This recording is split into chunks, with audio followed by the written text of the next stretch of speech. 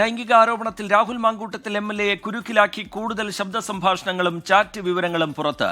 യുവതിയെ ഗർഭിണിയാക്കാൻ രാഹുൽ നിർബന്ധിക്കുന്നതും ഗർഭിണിയായപ്പോൾ നിലപാട് മാറ്റുന്നതുമായ തെളിവുകളാണ് പുറത്തുവന്നത്. കരഞ്ഞ് സംസാരിക്കുന്ന യുവതിയോട് രാഹുൽ ആക്രോശിക്കുന്നതും അസഭ്യം പറയുന്നതും ശബ്ദ സംഭാഷണത്തിൽ ഉണ്ട്. ആദ്യം അതിലേക്ക്.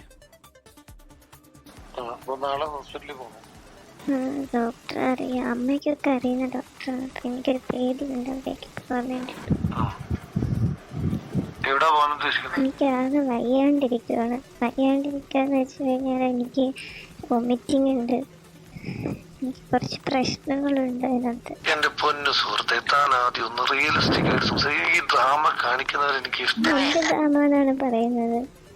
എനിക്ക് വയ്യാണ്ടിരിക്കാൻ ഞാൻ എല്ലാവരും ശ്രദ്ധിക്കുന്നുണ്ടെന്ന് വീട്ടിൽ പോയിട്ട് എനിക്ക് അമ്മയെ കണ്ടിട്ട് കരച്ചിൽ സഹിക്കാൻ പറ്റുന്നില്ല. ഞാൻ നിന്നോട് കഴിഞ്ഞ ദിവസം സംസാരിച്ചപ്പോൾ എന്നോട് പറഞ്ഞത് ഇന്നുകൊണ്ട് ലോകം അവസാനിക്കാൻ പോകല്ലോ, എനിക്കൊരു സമയം എന്താ എന്ന് പറഞ്ഞു. എന്റെ 3 ദിവസമായിട്ട് കമ്മ്യൂണിക്കേഷൻ നീ വളരെ കൂളാണ്, നീ നിന്റെ കാര്യങ്ങളൊക്കെ ചെയ്തു പോകുന്നു. പിന്നെ ഞാൻ എന്താ അതിനെ പറ്റി ബോധരാകുന്നു. പിന്നെ ഇന്ന് ഞാൻ ചോദിച്ചപ്പോ മാത്രം വിളിക്കാൻ വയ്യാഞ്ഞിട്ടാണ് ഞാൻ പതുക്കെ സംസാരിക്കുന്നത്. എനിക്ക് ഒരുപാട് ആരോഗ്യ പ്രശ്നങ്ങളുണ്ട്. ഭക്ഷണം കഴിക്കാൻ പറ്റുന്നില്ല മര്യാദയ്ക്ക്. എന്താ പറയാ, സ്മെല്ലൊന്നും എനിക്ക് അത്രയ്ക്ക് പിടിക്കുന്നില്ല.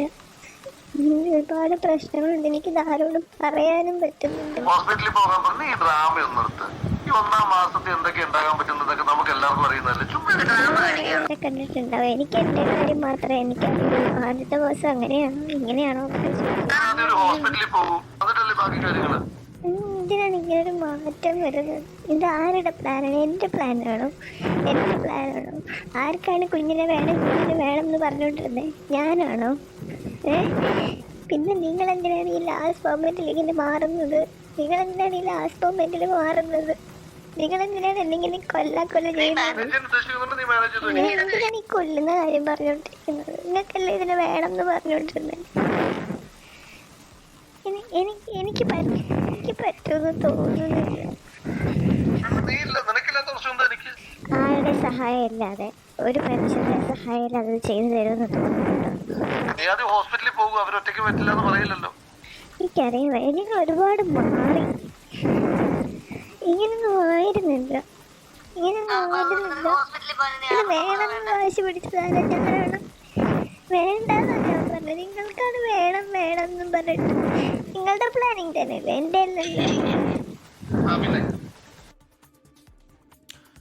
ഉമേഷ് ബാലകൃഷ്ണൻ വിവരങ്ങളുമായി തിരുവനന്തപുരത്ത് നിന്ന് ചേരുന്നുണ്ട്. ഉമേഷ്, മുമ്പ് തുടർച്ചയായി ഇത്തരത്തിലുള്ള ലൈംഗികാരോപണങ്ങൾ തെളിവുകൾ സഹിതം പുറത്തു വരുന്നത് നമ്മൾ കണ്ടിട്ടുള്ളതാണ്. അന്ന് അതിന് കൃത്യമായ മറുപടി നൽകാതിരിക്കുകയും അത് നിഷേധിക്കാതിരിക്കുകയും ഒക്കെയാണ് രാഹുൽ മാങ്കൂട്ടത്തിൽ ചെയ്തത്. എന്നിട്ട് തനിക്കെതിരെ എന്തെങ്കിലും പരാതികൾ പോലീസിന് മുമ്പിലുണ്ടോ എന്നുള്ള മറുചോദ്യം ഉയർത്തിയൊരു പ്രതിരോധമാണ് രാഹുൽ മാങ്കൂട്ടത്തിൻ്റെ ഭാഗത്തു നിന്ന് നമ്മൾ കണ്ടത്. ഇതിപ്പോൾ കൂടുതൽ ശബ്ദരേഖകൾ, സ്ക്രീൻഷോട്ടുകളൊക്കെ പുറത്തു വരുന്നു. രാഹുലിന് കൂടുതൽ കുരുക്കായി മാറുകയാണല്ലോ ഉമേഷ് ബാലകൃഷ്ണൻ. തീർച്ചയായും ഇപ്പോഴും ഇതുമായി ബന്ധപ്പെട്ട പരാതികൾ ലഭിച്ചിട്ടുണ്ടോ എന്നുള്ള ചോദ്യം രാഹുൽ ഉന്നയിക്കാൻ കഴിയും. പക്ഷേ അങ്ങനെ ഉന്നയിച്ച് തലയൂരി പോകാൻ കഴിയുന്ന രീതിയിലുള്ള ഓഡിയോ സന്ദേശങ്ങളോ അതുമായി ബന്ധപ്പെട്ട ചാറ്റുകളോ അല്ല പുറത്തു വന്നിരിക്കുന്നത്.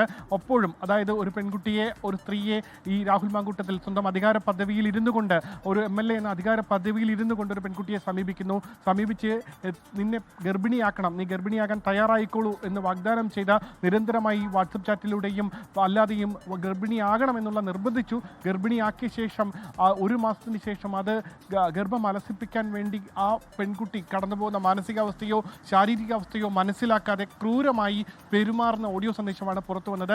അദ്ദേഹം ഒരു സാധാരണ വ്യക്തിയല്ല, രാഹുൽ മാങ്കൂട്ടത്തിൽ ഒരു ജനപ്രതിനിധിയാണ്. ഒരു ജനപ്രതിനിധി എങ്ങനെയാണ് ഇത്രയും ക്രൂരമായി ഒരാളോട് പെരുമാറാൻ കഴിയുക?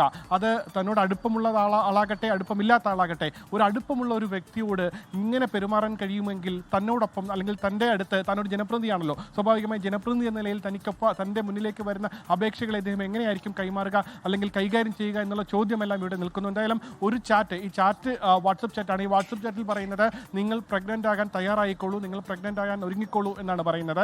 ഒപ്പം ഓഡിയോ സന്ദേശം അത് ഏകദേശം 3 മിനിറ്റിൽ കൂടുതലുണ്ട്. 3 മിനിറ്റും 12 സെക്കൻഡുമുള്ള ഓഡിയോയാണ്.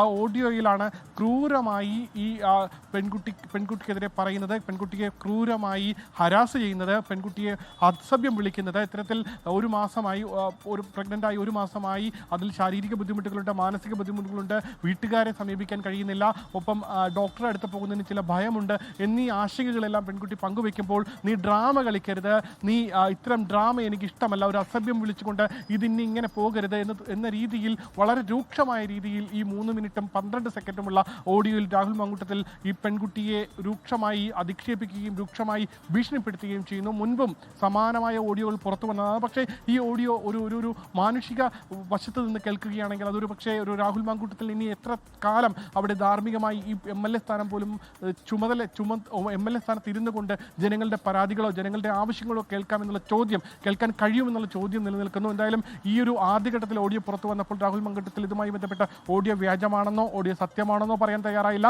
എയുടെ കാലമല്ലേ എന്ന രീതിയിൽ പറഞ്ഞ് ഒഴിവാകാനാണ് ശ്രമിച്ചത്. പക്ഷേ എ ആണോ എന്ന് കൃത്യമായി ചോദിച്ചപ്പോൾ കൃത്യമായ മറുപടി പറയുന്നില്ല. തനിക്കെതിരെ താൻ ഈ ഇന്ത്യൻ ഭരണഘടന അനുശാസിക്കുന്ന രീതിയിൽ തന്നെയാണ് താൻ ഇവിടെ ജീവിക്കുന്നത്, അതായത് തനിക്കെതിരെ ഒരു കേസുമില്ല, ഒരു പരാതിയുമില്ല, അതുകൊണ്ട് തന്നെ താൻ ആ രീതിയിലാണ് ജീവിക്കുന്നത് എന്നുള്ള മുടന്തൻ ന്യായം പറഞ്ഞ് മുന്നോട്ട് പോവുകയായിരുന്നു ഉണ്ടായിരുന്നത്. അതിനുശേഷം പാലക്കാട് ചില പ്രതിഷേധങ്ങളെല്ലാം ഉണ്ടായെങ്കിലും ഒരു ഘട്ടമായി ആ ഘട്ടം കഴിഞ്ഞപ്പോൾ രാഹുൽ മാങ്കൂട്ടത്തിൽ സജീവമായി ദൈനംദിന പ്രവർത്തനങ്ങളിൽ, പ്രത്യേകിച്ച് രാഷ്ട്രീയക്കാരൻ എന്ന നിലയിലും MLA എന്ന നിലയിലുമുള്ള മണ്ഡലത്തിലെ പ്രവർത്തനങ്ങളിൽ ഇടപെട്ടു തുടങ്ങി.